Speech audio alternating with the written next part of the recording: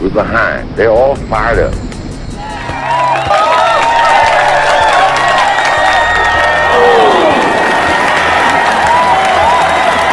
What we got to do? First place, our defense has got to go out there and take the ball.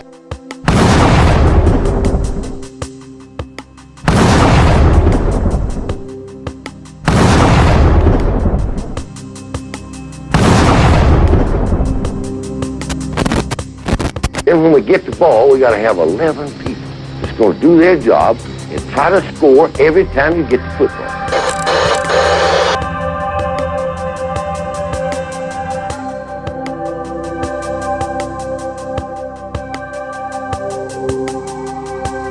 If we do that, we'll be all right. Do that, we'll be all right.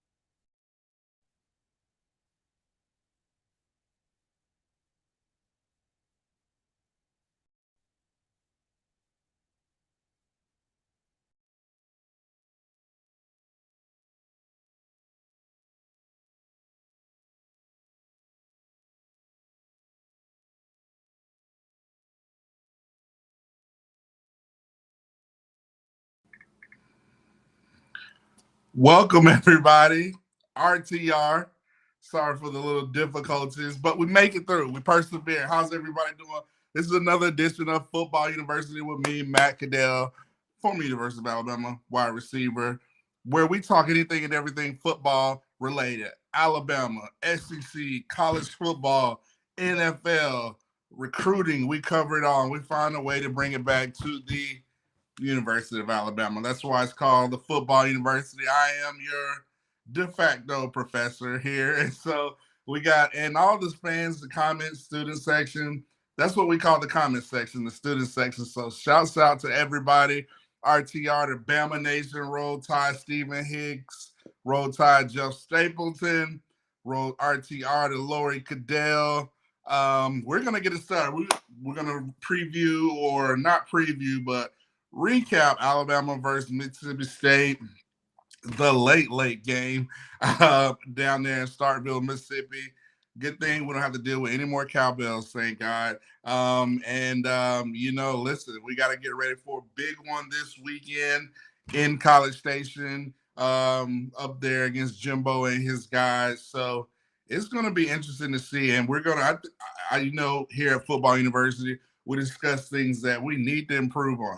Tommy Rees, Coach Saban, the defense. We highlight some things and talk about some things we need to work on. And, of course, we like to end it with Bama in the NFL. We got an interesting topic talking about Bryce Young versus C.J. Stroud, the whole debate going on with Bryce Young. So let's get it started. So let's stay in the student section. Stephen Hicks says, let's beat the hell out of A&M. You're right. Let's do it. We're going to have to, because they are they're pretty good. They're playing really well. But let's talk about Alabama versus Mississippi State. Down there in Starkville, it was a late kickoff. You're in Starkville, Mississippi, cowbells ringing galore, as Stephen Hicks said. And yes, we shut those cowbells up. Not only that, Milroe had a big game. He did not turn the ball over. I was glad to see that. And one thing I love about Milroe is that we were able to. He looks like he's continuing to improve each week, week in and week out. Whether his accuracy is still like he was throwing a little bit better balls, more accurate, had some big catches with Amari Knee Black, just getting them the balls. And his running ability was unreal. I mean, this guy split the safety and a corner on his touchdown run. I was curious to see how fast he was actually moving on that touchdown run. But, we started off a little shaky coming out. We had some miscues here and there, bobble snap, 3-and-outs, things like that. But that Alabama defense is looking really, really good, led by Kevin Steele. I want to highlight those guys. We were down Deontay Lawson. But we rotated Kendrick Blackshire, Trevon Marshall, who's 17. He had a really good game. I believe he had maybe double-digit tackles. But Jahad Campbell, I mean, this guy's just a natural athlete at the linebacker position. I think he had 14 tackles and an interception. I haven't seen a linebacker intercept the ball in a while, so hopefully we keep that momentum going into Texas A&M. But the defensive front looked really well. Chris Braswell with the turnover. We had 3 picks versus Will Rogers. I think this sets up for a good, a good momentum going into College Station because we're going to need it. Those are my thoughts. Some things that we do need to improve on, and I'm going to start with Milroe. I still think Milroe needs to, continue to, work on his accuracy, footwork, and his pocket awareness. I know a couple of times he took a sack, maybe when we shouldn't have taken a sack, but he was able to avenge that and come back with some major throws on key 2nd and 23. And one he had big with CJ Dupree, Amari Knee Black, converting on a lot of third downs. And our goal line efficiency was a lot better. We were able to put up about 40 points versus team. So we're looking legit. But Milroe, continue to improve, continue to work on you clearing your play fakes, your accuracy, ball control, and just taking control of the offense. Things that we do need to improve on. Milroe and Seth McLaughlin, I said it last week, we've got to get these snaps down perfection because, listen, we're going to A&M. This probably needs to be one of our better games of the year. We need to play complete 4 quarters of just pure dominant and perfect execution versus these guys because these guys are really, really good. So we got to continue to work on the snap. You wake up in the morning, y'all eat breakfast, y'all work on the snap, different formations, pistol, I formation, shotgun. That way we can get this down packed. But I'm glad to see where the team is. And like somebody said, yes, this defense is stacked. So I'm going to take a pause right there and get in the student section. Let's get a few comments. Jeff Stapleton says, listen, we won, no more cowbells. Now we have to deal with Jimbo. Yes, we do have to deal with Jimbo. Jimbo's going to have a big-time game plan. Texas A&M, they coming off a pretty, decent game versus Arkansas. But I think those guys are looking to prove themselves in College Station. It's going to be, they got Max Johnson, the backup quarterback, playing for them. Wedgman, I believe he went down for the season. So Max Johnson has been playing really, really good ball. He's got his brother there, who's a stud tight end there. They got a really good front seven. They probably going to try and rush forward versus us. And maybe man up, but it's going to be interesting to see. Oh, another thing Milroe has to work on moving forward is when teams blitz him, trying to get him rattled, get the ball out quickly. If he can really work on that, maintain some poise and know where his hot reads are at, or maybe we can design the offense around that the way we can come back that. I think that's going to be helpful because I think that's where teams are going to try to really get Milroe rattled. So, but yeah, A&M, back to them. Jimbo's going to be coming with it. He's got Bobby Petrino as his offensive coordinator. They got a really good receiving core. But I think the best thing for us is us having to go against a Sark-led offense with really effective wide receivers at the wide receiver position, running back position. They're going against Texas with we were still a work in progress, but we're still continuing to work in progress. But I think we're a lot better than where we were, 3 weeks ago. So gonna have to come with it versus Jimbo. So let's stay uh, in the student section. Stephen Hicks says, even better was seeing dejected state fans leaving the stadium early. Yeah, they left about that third or fourth quarter after they went for it on fourth down, I believe twice, and they didn't get it. So kudos to this Alabama defense led by Kevin Steele. I talked about the front four. Listen, we are deep. We've got a lot of guys we can rotate, get push. The front seven's playing really good. Arnold, Kool-Aid played on the back end. I will address special teams. I know Kool-Aid had the botched fumble return. I think it's times maybe we need to look at Kobe Prentice back there or Kendrick Law, get some of those guys some touches, kind of maybe they can feel the ball a lot better, set up blocks. Set up, their punt return blocks. I'm just going off, high school film. Kobe Prentice coming out of Birmingham, Shelby County, Calera High School. This guy could do it all.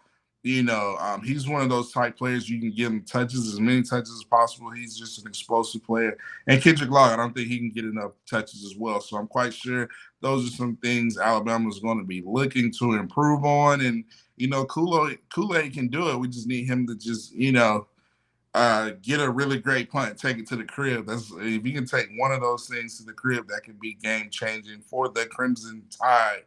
So let's stay in the student section. Y'all are rocking and rolling. Thor Van Edwards says, great comment. If Alabama defense was a stock, it would be trending by now. This defense is as good as anyone. The offense played efficiently, and Milroe continue the journey of growth and learning. Like I mentioned earlier, I said Milroe's continue to grow and learn. And I think what's helping him is him and Tommy Rees are kind of getting on the same page, focusing on how they want to attack these teams and focusing on what Milroe does great at. He improved on his intermediate throws this past week, his medium throws, and he looked really well. So Milroe has a high ceiling, and Coach Saban always raves about the kid, how he wants to learn. He's probably the biggest learner on the team. So he's continuing to improve week in and week out. I'm glad he got that road win on the road because he didn't play versus South Florida. But he's played in the SEC on the road in hostile environments this year. Late game in Starkville, Mississippi. A lot of challenges playing so late. They got the cowbells, they got the momentum. But Mississippi State, they had some players. I think it was a good test both for us offensively and defensively. Number 7 came in, Marks. He was running down our throats. The backup quarterback, Wright, was running the wild, zone read option wildcat things on us, and that was effective for them. And they had some pretty decent receivers. So I think that that's going to really help our defense. I think our defense we can maybe evolve a little bit more. How we want to attack teams. I know, but I think we're going to be ready. I think we're going to be so locked in, ready to go into College Station, where this is a good prep for us to go on the road to College Station. To your point, so I think the offense needs to continue to be efficient, effective, working with Tommy Rees, getting on the same page. And speaking of Tommy Rees, I gotta say this. Tommy Rees, if you're tuning in football university, you gotta work on your body language. Like, I know when things go bad, they don't look the best, but they show you in the booth and you're like looking all sad, like your girlfriend just dumped you. Man, listen, that's just part of football, man. I know you're upset and you want to do the best. You're probably getting chewed out by Coach Saban, and glad to see Coach Saban chewing players out. We're going to get him on that. But, I need Tommy Rees to have better body language. Even when things not going the best, continue to be positive, continue to be, upbeat. Just don't show it so much in the booth. Because me personally, I don't think that's a good look. You don't want that from your coaches. Regardless of the outcome, Coach Saban always preaches, playing the next play, going out there, having a really good, don't let the previous play affect the next play. So you got to be positive. You got to know how to overcome adversity. So Tommy Rees don't have that bad, poor body language out there. So let's stay in the student section. Great comment here by Van Edwards. Yeah, Coach Saban, they went off. I hope we get the old Saban back. Yes, Jeff Saban. And speaking to, I mean, that's why I love the student section. Y'all are the best. Coach Saban was the old Saban. Sorry, got dark in here talking about Coach Saban. It's scary. But yeah, Coach Saban was the old Saban. Listen, he was chewing everybody at, and I think a lot of Alabama fans, from what I saw after the game, every Alabama fans was so glad to see how Coach Saban was the old Saban, chewing people out, hate to say it, dropping a few cuss words or whatnot. That's the Saban that we're used to because it sets the tone for the rest of the team from the coaches and the players and your leaders on the team. I know Coach Saban's got grandkids and you get, softer. He's maybe a little bit more, you know, um, a little bit more chill or whatnot. But listen, Coach Saban, we need you to be Coach Saban. When you're mad, that just sets the tone for the team. When Saban got mad, Eric Wolf started getting on the offensive line. All these coaches started getting on their players, and look how the result on the team. You saw the leaders on the team start holding players accountable, more fire, more energy, more enthusiasm. That's what we need for this team to be successful. And it actually looked like an Alabama football team. We had 3 turnovers, 1 pick six. We looked like an Alabama team. Offense was effective. I mean, once we got those chewings coming from Coach Saban, it would look like the Alabama team. And Coach Saban, the halftime interview, he said they saying, hey, your team looked rattled, yada yada yada, but you were able to, you look at the score, y'all are up, 30 to such and such. He's like, did you not see me yelling at those guys? And then after the game, the post-game press conference, Coach Saban says, yeah, Miss Terry told me to get on their butts if they're not doing right. So, Miss Terry, we thank you for getting Coach Saban right to chew these guys out. So, so let's stay in the student section. Stephen Hicks says we need to make the Aggies leave early. Yeah, I think we need to come out, probably set the tone. We can do some things we need to take their will offensively. One thing I did like about the game Saturday, we took the ball first. I think we got to get back to being so confident offensively where, yeah, we need to take the ball first. Yeah, we're going to put pressure on your team and go out there and score a touchdown. That just puts a lot of pressure on the home team, especially when you're on the road. Special teams, we're going to have to come with it because Anais, number 0, I think he took a punt return back versus Arkansas. So we're going to have to be hitting on all cylinders versus the Aggies, special teams offensively and defensively. So I think one thing we can do, if we could dominate them offensively, whether it's our running game, maybe our pass, maybe our passing game, is really effective versus these guys. Maybe we find out how to really, nickel and dime and really get to these guys offensively. Maybe we can, especially if they try to just run a 4-man front versus us, with our big offensive line, maybe they try to get us rattled, but maybe we already have it prepared. So it's going to be interesting to see. And this is the game I need Tommy Rees to really get in his bag and really cook offensively, creative wise. He needs to be, he needs to know how to out scheme this defense, what they're trying to do up front, and really make it happen. So I'm excited to see the Tide roll on Saturday. Roll Tide family from Roll Tide and Rise Up. Stephen Hayes says, yeah, our defense needs to be focused. So let's do this section. Van has a great comment. He says, listen, the team's works through most of the fight. Saban fires up, then they fire up. We come out slightly flat. He picked up the perfect time to get it going. Team followed. We are making less mistakes. I'm excited. Yeah, I think a lot of the fan base wanted to see Saban get mad again. So, it's going to be interesting to see. Let's go. Oh, Stephen Hicks going to Tommy Rees. He says, I think Tommy is scared and in over his head. I don't think he's scared. I just think, he's young. This is not Notre Dame. This is big time. This is Alabama. This is about as top of the program you're going to be. And one thing about Alabama, we're passionate about our fans, and we tend to know football. And I just think he's got to have confidence. From just having being confident in his play calling. That's why I said him and Milroe needs to get on the same page. They need to make it happen. And, I believe, if we continue to do that, I think I think this is the time Tommy Rees needs to show, his creative genius and out scheme, whether it's, having more Lamar Jackson, Baltimore Raven type packages, or, Philadelphia Eagles type packages, or we're moving the pocket looking like Jalen Hurts, or, just a lot of things. But, it just is what it is. Listen, we got High from Australia. Shouts out to Ian, Roll Tide down there and down under in Australia. We got, listen, Football University is international, so shouts out to Ian down there in Australia, Mike. Hopefully that was a good impersonation, but rank it for me. I don't know how great it is.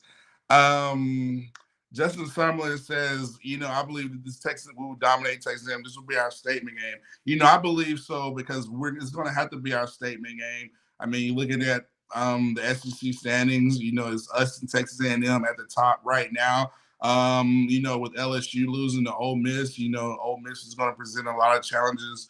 But yeah, this is a time. This is like a playoff game for us. Like, we can't, we already lost to Texas early in the season, so we're gonna have to come with it.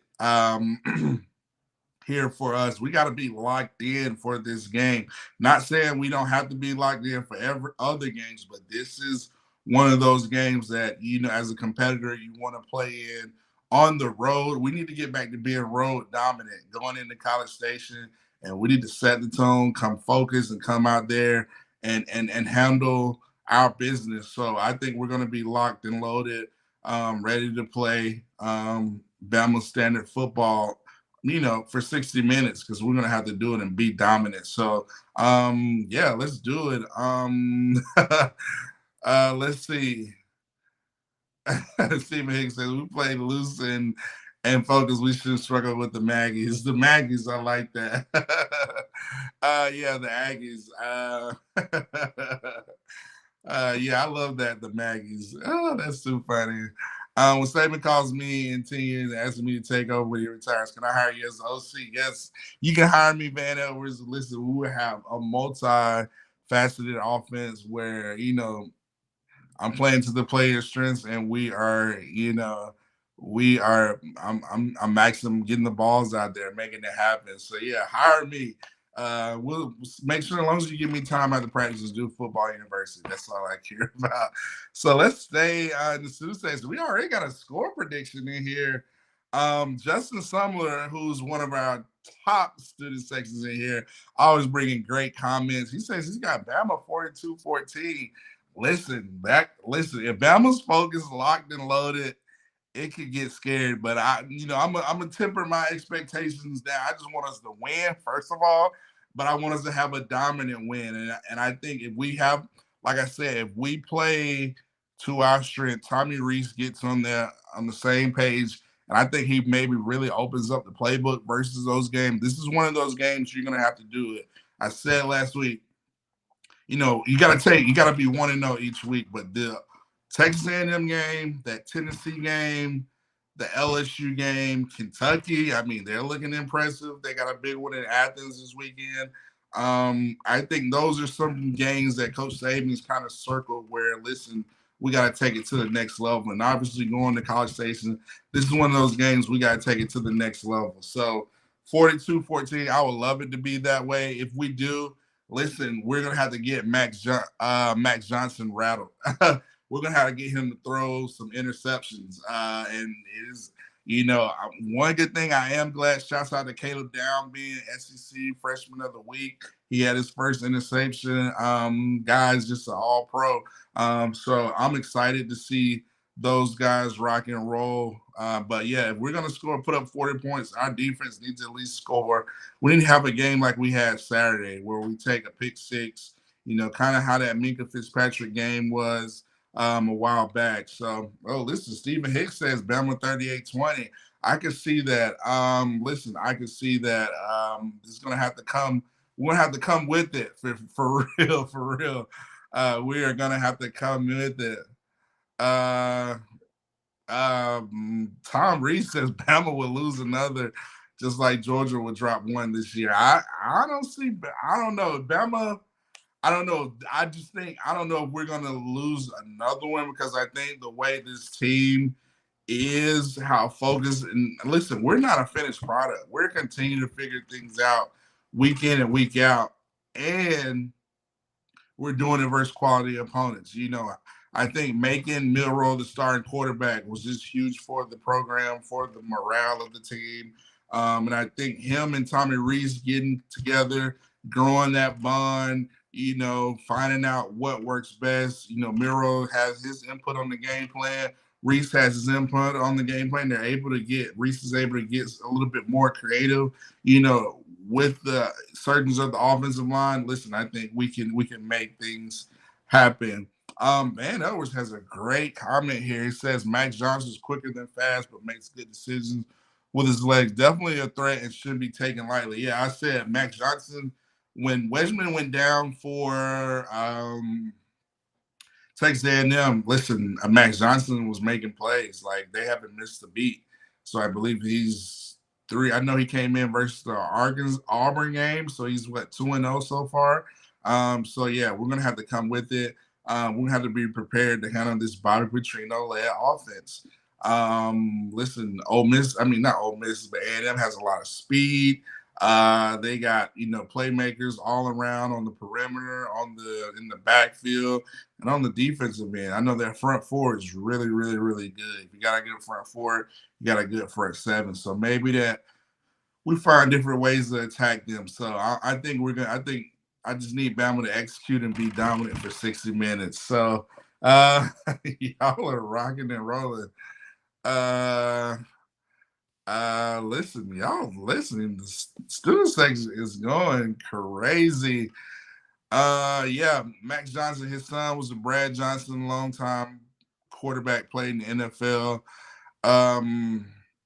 Yeah, I think Saban's still gonna be dialed in that quarterback, but I think he's gonna be dialed in where the offensive line was okay. I don't think their offensive line. I think Texas has a better offensive line, in my opinion. I think you're gonna see different packages that we throw on them to kind of get them confused up front, different types of stunts, just to try to get them rattled, pre-snap read. I know everything from what I've seen, we've been pretty vanilla defensively, so it's going to be interesting to see how we attack these guys.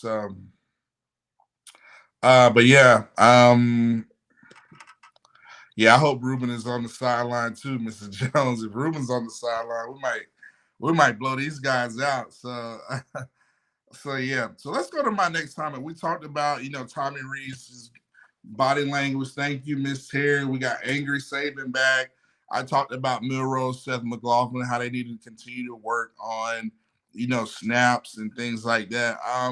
Another thing, sneaky news, I was really impressed with the backups. Ty Simpson came in. He threw an amazing ball that should have been caught by Jalen Hale. He threw a ball from the far hash out route right over, the linebacker. And, that's an NFL throw. But Justice Hayes, we finally got a Justice Hayes signing. The second offensive line looked really good, led by Olas Alanine and McVay. But Justice Hayes, I think, like I said, I think Saban's trying to save certain weapons, for guys on down the line. And Justice Hayes, I mean, he had a few runs, but you can see how talented he is. This guy's special. I mean, he's got so much balance and skill set. I can only imagine what he would do behind the one's offensive line. But yeah, we got a lot of talent. I even saw James Smith came down when Latham got hurt, number 47. I mean, this guy got right to the quarterback. I mean, he's a stud, another 5-star talent. So we've got a lot of talent that I believe Saban's trying to hold off from unleashing. But listen, I mean, these guys are so talented, you might have to play them. So, but yeah, listen, Justice Haynes looked amazing. I mean, you look at Caleb Downs, James Smith. I mean, we've got a lot of talented guys. So those guys look amazing. So let's go to the student section. Listen, let's see. Justin says, No, Stephen Hicks says, yeah, I want Dallas Turner to become close buddies with A&M QB. Yeah, I think so too. If Dallas Turner sets the tone early, then that kind of limits them what they want to do. I know they're going to try to run the ball and keep the game plans short and simple, but listen, their offensive line, I think we can really get to them and really get some things rolling versus those guys in College Station. Yeah, like I said earlier, they got players all around. They got speed, speed, speed. They got athletic players all around. So we can affect the quarterback, affect the running game. We're gonna have to come with it on special teams. I know that's what hurt us a couple of years back. Make sure Will Reichert kicks the ball in the end zone. Shouts out to Connor Talty out there with the crazy. He saved the touchdown with a good hit, a great form tackle on the return guy from Mississippi State. So yeah, I mean those are certain things that really impressed me versus Mississippi State. But we're gonna have to be hitting on all cylinders versus the Aggies, in my opinion. So but yeah, it's gonna be interesting to see. So I talked about the freshmen coming in, Justice Haynes, Milroe things he needs to improve on. Let's talk about the SEC overall. Let's kind of shift gears to the rest of the SEC. Shouts out to B Jamming. I want to talk about the rest of the SEC. Auburn had the game versus Georgia. Georgia, Brock Bowers, he's just a beast. He's just a stud. I mean, he's obviously the best tight end in the conference, in the nation. I mean, there's no second tight end to him. Obviously, he's just unreal. But Georgia, I think they got a big challenge versus Kentucky. I don't know how well Kentucky's going to do on the road in Athens, but Larry, listen, that game could be kind of tricky. But the big game was Ole Miss LSU. We just beat Ole Miss and Lane Train down there in Hotty Toddy, Oxford, Mississippi. But listen, Ole Miss LSU, it was a shootout. I mean, they were going back and forth. I think it was the most points scored in that matchup. But listen, LSU got a lot of fix. Jay Daniels is really good. They're good offensively. Brian Thomas, obviously they were going against a Pete Golden-led defense. That is what it is. But man, Ole Miss found a way to win the game. But that LSU secondary outside of Perkins, man, they were just they were missing tackles. They were high. I mean, they just not looked effective like a LSU defense in the past. So it is what it is, but man, I'm glad to see Ole Miss get that win and kind of knock LSU down. We just need to handle our business versus Texas A&M, and every week get ready and ready. Be 1-0, 1-0. That's the goal. That's the goal. But big news in college football. Notre Dame almost lost to Duke. Riley Leonard almost pulled it out. The product from Fairhope, Alabama. So it was pretty interesting. But Tennessee, they beat South Carolina. Who else? Kentucky had a big game versus Florida. I don't know how long Billy Napier is going to be there at Florida. I talked with Florida fans, earlier today, and they're kind of like, listen, this guy's got to go. He has no clue or whatnot. But I don't know. If he beats Georgia, then everybody's going to love him again. But yeah, it's just interesting college football news. I still think the Pac-12 looks really strong. Out west, me personally, I know Georgia's ranked number 1, but I think the most complete team that I see is probably Texas. They had a big win versus Kansas on Saturday. They got Quinn Ewers, Worthy, they got running back. They're probably the most complete team in my opinion. Michigan looks really good. Georgia, they're I can't knock them. They're number 1 team in the country. But I'm just going off what I've seen. Utah lost, so that helped us. Notre Dame, I thought they were going to lose, but they're still right there ahead of us. And, Washington looks pretty good. Colorado, Coach Prime. I mean, I was, when a USC plays, Lincoln Riley doesn't care about defense. But I thought they were going to try and win the game. It was a close to get scored after, USC jumped up. Caleb Williams throwing 6 touchdowns. Whoop de woo. I stopped watching the game, and then next thing you know it, Colorado started coming back. So lost by 7 points, but USC looks impressive, but I think them not having a defense is going to come back and bite them maybe when they play Washington or when they play Oregon. Oregon looks impressive, led by Bo Nix. So, like I said, the Pac-12 looks really well. The ACC, you got Florida State. SEC, you got Georgia, Bama, A&M, Ole Miss. Missouri looks really good out the East. Kentucky. We're going to find out a lot about Kentucky this weekend in Athens. Tennessee's competitive, so it's going to be very interesting to see how the SEC is going to come out. I still think in the Big Ten, it's going to be Michigan or Penn State. I think those are your 2 best teams.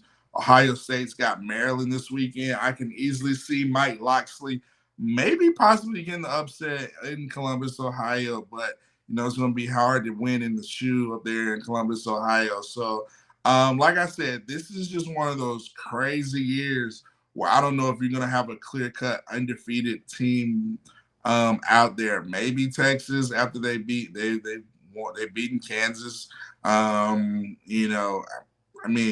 Texas, have they played a road game yet? I mean, I know they got the big Red River rivalry this weekend in Dallas, I believe.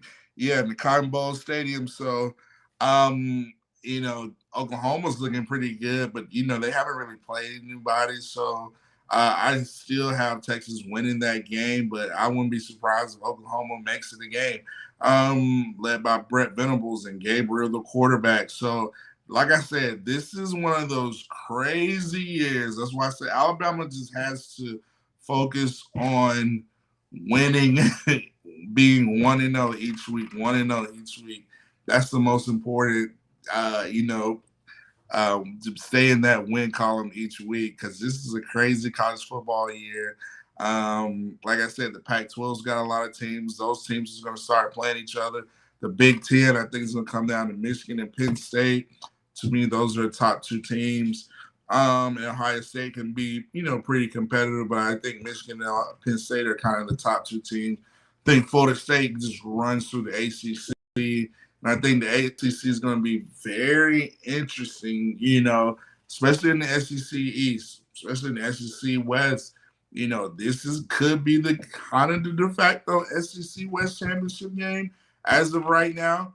That's why I think Alabama's going to be so locked and loaded. I think Coach Saban's going to have these guys so focused, because this is a playoff game for us. In order for us to get to the next level, we got to win on the road in College Station. I mean, and we need to be, I want us to win regardless, but I want it to be a convincing win with all the talent they have in College Station. So, I think a lot of people are going to pick against us, but I think it's important for us to be locked in, and Milroe to come out and have a great game. Defense is going to come out and have a great game. Offensive line come out and have a great game. Receivers going to come out. Running backs, we can go out there and make it happen. So I'm excited to see. So that's my college football talk analysis, Matt, here at Football University. Let's go to the student section. Let's see what Saban says, yeah, okay, a running game almost beat UGA and 2 interceptions. Tom's in his feelings. He knows Georgia not that good. Yeah, I didn't think Georgia, outside of Brock Bowers, I think their defense is pretty good, but I don't know how good they are because they haven't played anyone. I mean, they beat Auburn, South Carolina, really? That's just my only knock on Georgia. That's why I think Texas, to me, is probably the best team in the country between them or Michigan. Michigan, they haven't really played anybody, but they just look like a really good team. That's why I think Texas, to me, possibly is the most complete team in the country. Listen, the Pac-12, they got Washington. Oregon looks good. USC, I said, Lincoln Riley, he's good, but I think having no defense is going to be his downfall. Bo Nix, but listen, yeah, it's going to be interesting to see. I just think college football is one of those weird years. The SEC is not looking as dominant as of right now, just because, it's a lot more parity. So many teams have already had one loss, and you look in the SEC East, Missouri, listen, they're going to be a sneaky team. Kentucky's going to be a sneaky team. Alabama's got to go up to Lexington this year, so that's going to be a tough place to play in. But it's always a fun stadium to play in Lexington. So, listen, it's going to be interesting to see. I just think Alabama's got to focus on being 1-0, continue to be 1-0 each week, and handle what we can control. I think we'll be where we need to be at the end of the year. So let's stay in the student section. Washington is the most complete team. I haven't seen Washington like that. I know Michael Penix Jr.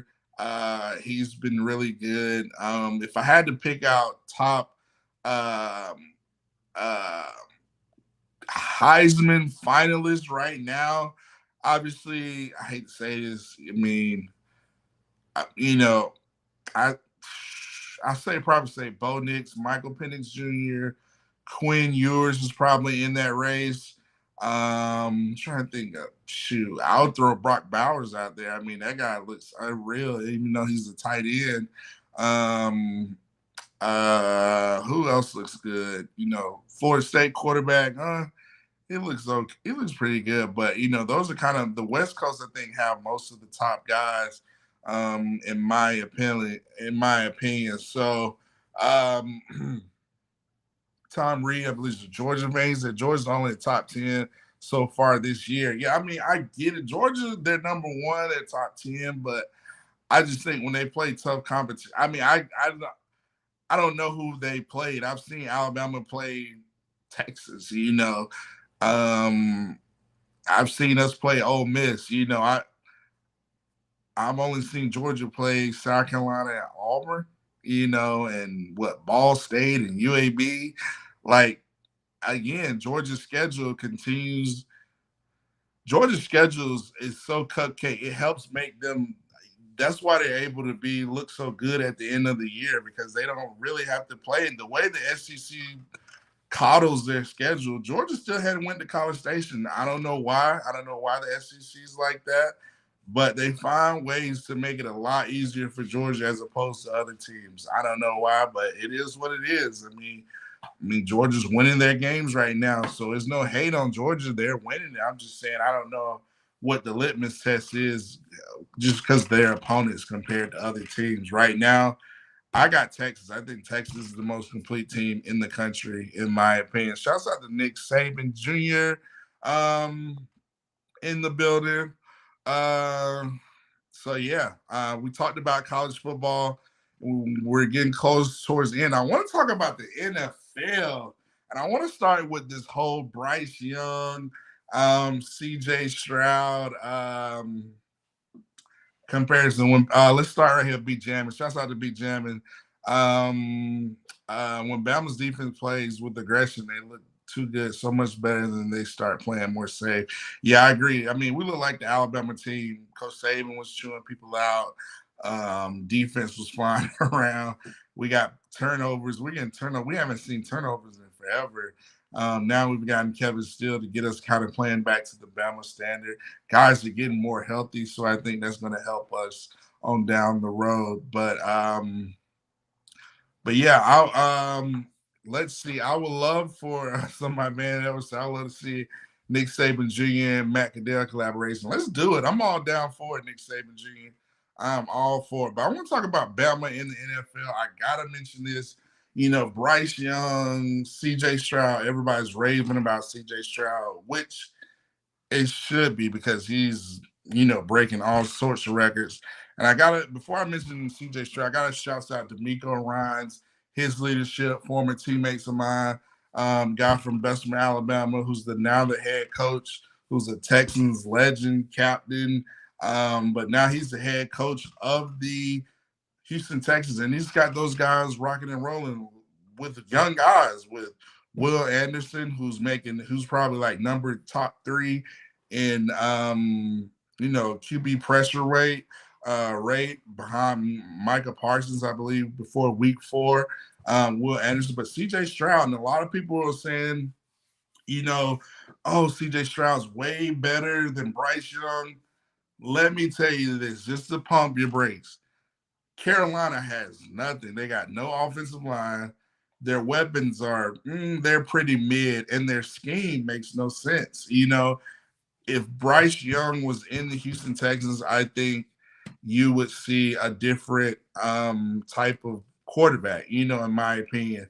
But I kind of wanted Bryce to go to the Texans because I knew they had the offensive line. They had the new leadership with DeMeco Ryans. He brought in his young up-and-coming offensive coordinator from under the Kyle Shanahan coaching tree. I think he'd have a better defense. Listen, I just think, they have more stability, more so than the Carolina Panthers. And Frank Reich, he's an older coach. He's been fired. His scheme, his concepts not making a lot of sense. Bryce Young has no help. They're trying to get more receivers. I'm like, y'all need to get offensive line. Football is won up front in the trenches on the offensive, defensive line. To me, that is the most important piece. And Bryce really doesn't have any weapons. The play calling is not good. He doesn't have a running game.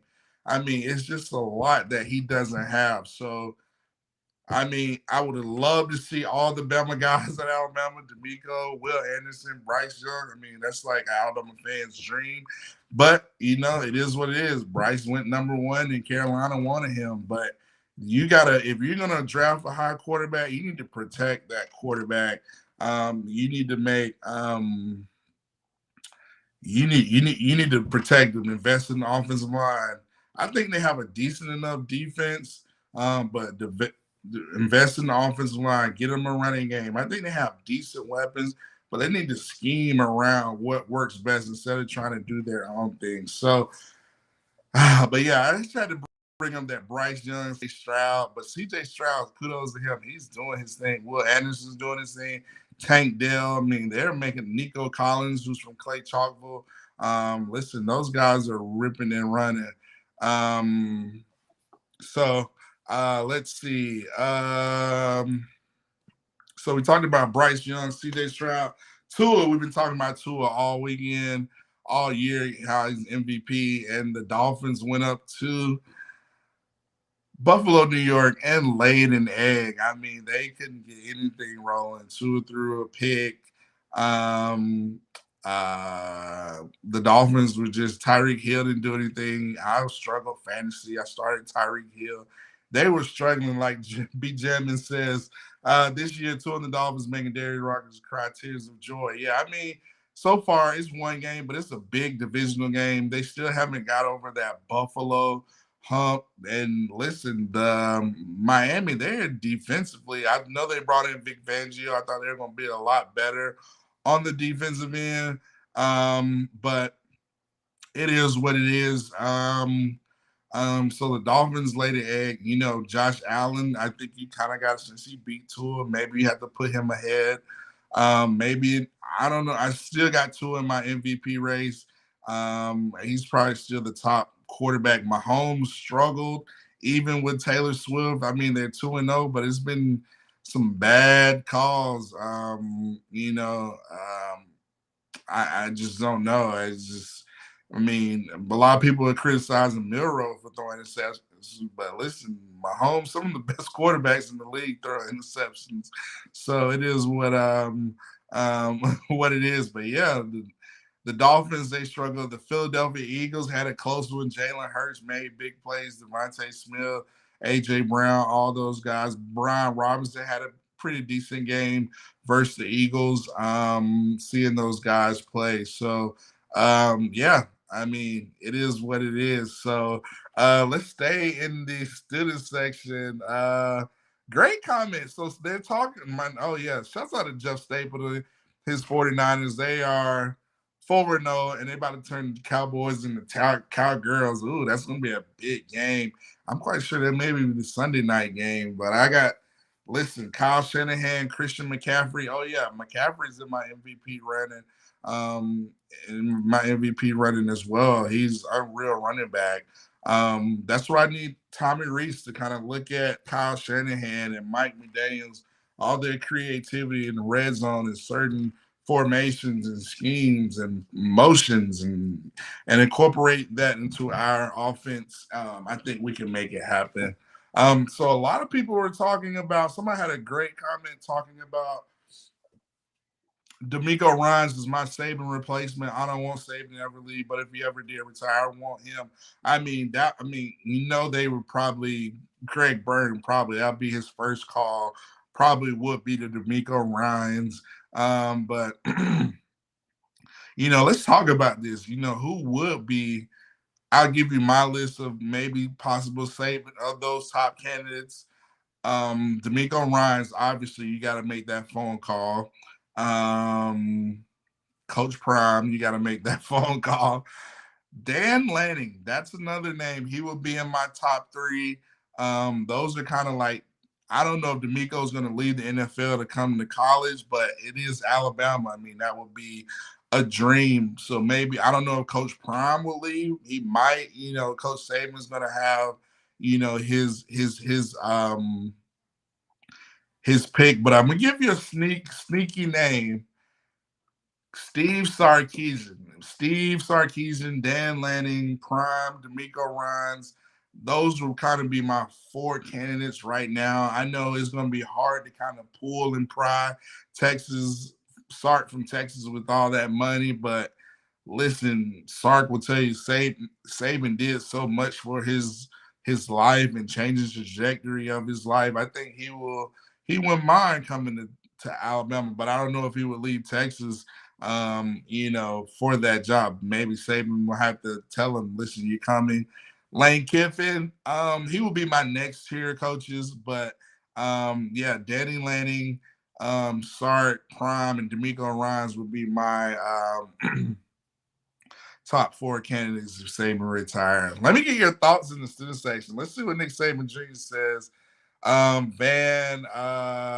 says, I would, oh man, let me come back to that.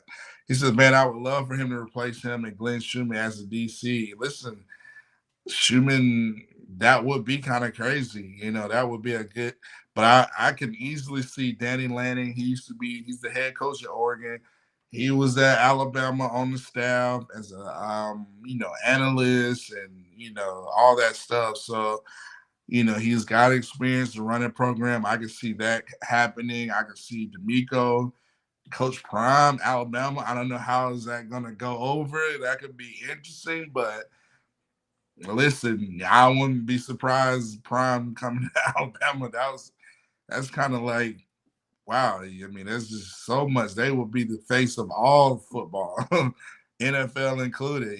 Taylor Swift will be coming to Tuscaloosa as well as all the celebrities. But yeah, I mean, at the end of the day, that's on down the line. It's like 10 years from now. I think it's all about Saban right now. Saban, as long as we got angry Saban on the sideline, and that's all I care about. I just want angry Saban on the sideline. So let's stay.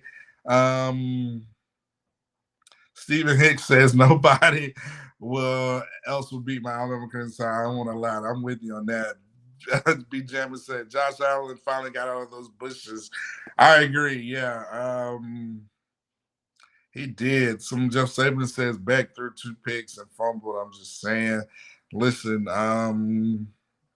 somebody says I love what Deshae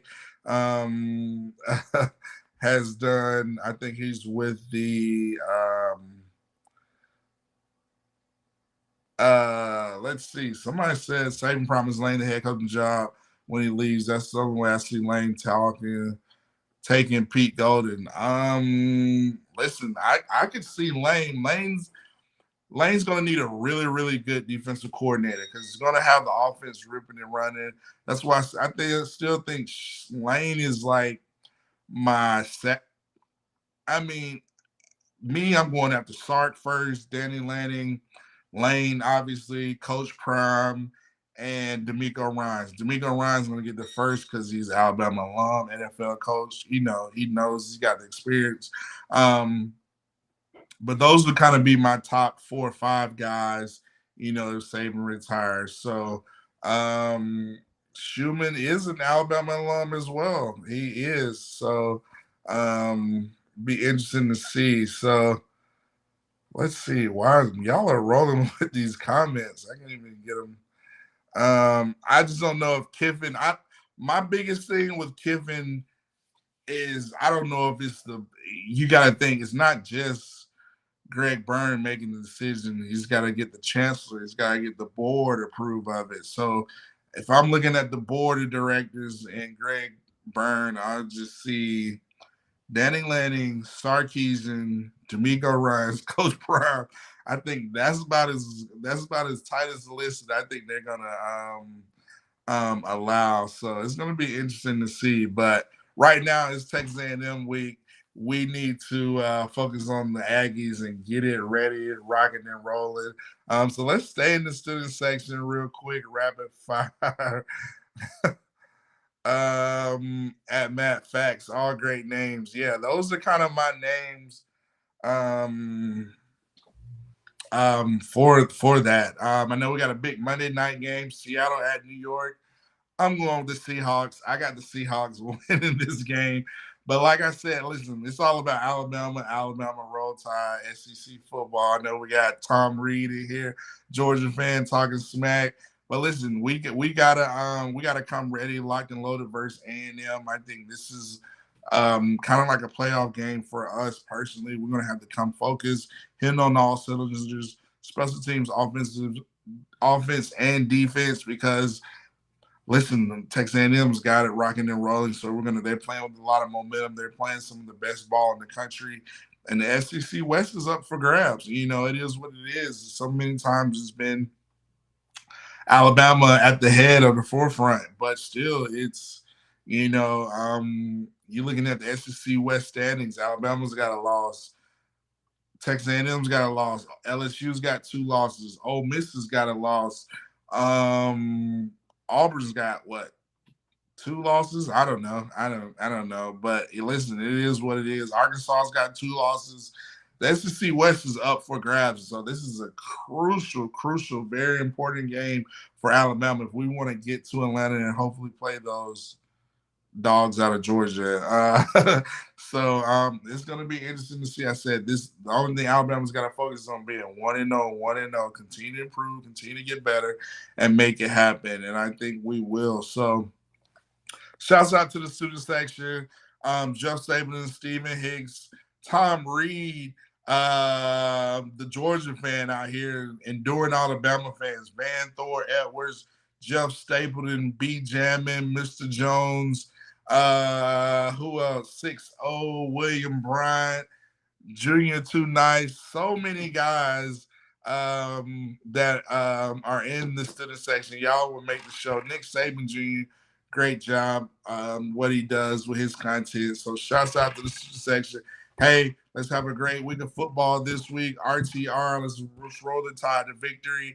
And let's come back next Monday, same time, same channel, here, Football University, with me, Matt Cadell. But in the meantime, in between time, enjoy this football week of football, and let's talk about it next Monday.